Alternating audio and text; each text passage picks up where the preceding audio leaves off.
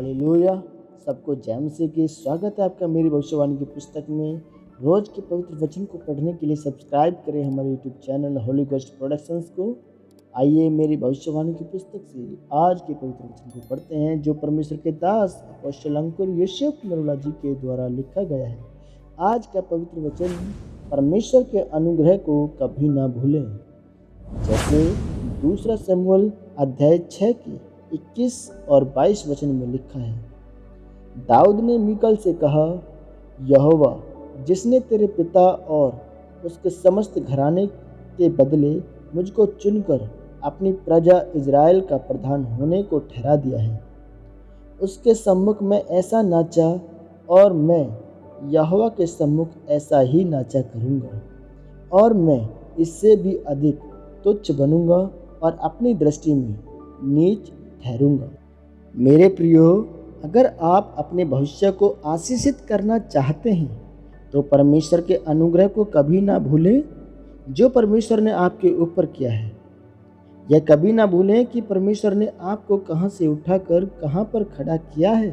दाऊद हर समय परमेश्वर का एहसानमंद था, इसलिए उसने अपनी पत्नी को बोला था कि उस परमेश्वर ने मुझको भेड़ बकरियों के पीछे चलने से बुलाया और राजा बनाया है, इसलिए मैं नाच नाच कर उसकी आराधना करूँगा, और चाहे मेरे कपड़े उतर जाएं या मेरा तन दिखने लग जाए, लेकिन फिर भी मैं नाचना नहीं छोड़ूंगा और अपने आप को परमेश्वर के सामने नीचा करना नहीं छोड़ूंगा, क्योंकि उसी ने मुझे नीचा किया है।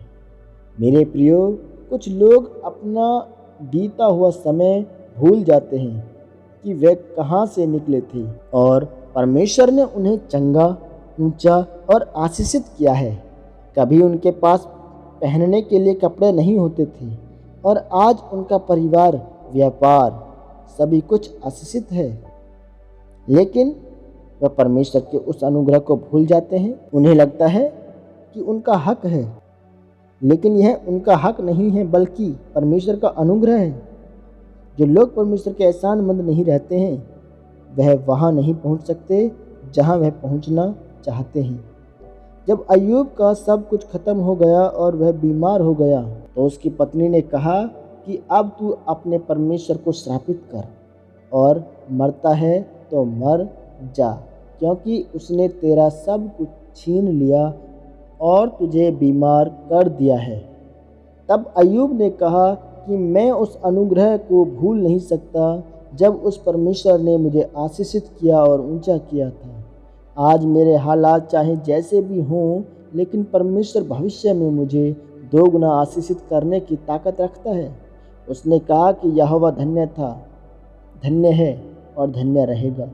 वह परमेश्वर के उस अनुग्रह को नहीं भूला जो परमेश्वर ने उस पर किया था। वह परमेश्वर का एहसानमंद रहा और इसलिए परमेश्वर ने उसको बाद में चंगा किया और पहले से दोगुना ज़्यादा आशीषित किया। आज हो सकता है कि आपकी अय्यूब की तरह परीक्षा ना हो।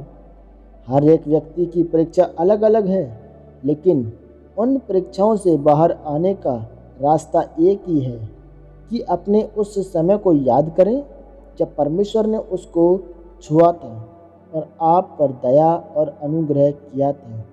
अगर आप परमेश्वर के उस अनुग्रह के लिए उसके एहसानमंद हैं, तो आपका भविष्य सूरज के समान चमकदार होगा। मेरे प्रियो, जिस व्यक्ति का दिल हमेशा परमेश्वर का एहसानमंद रहता है, वह व्यक्ति हमेशा परमेश्वर का अनुग्रह पर अनुग्रह पाता है और स्वर्ग से उसकी मदद कभी ख़त्म नहीं होती, और उसके बच्चे और पूरा वंश भी परमेश्वर के उस अनुग्रह और मदद को देखता है।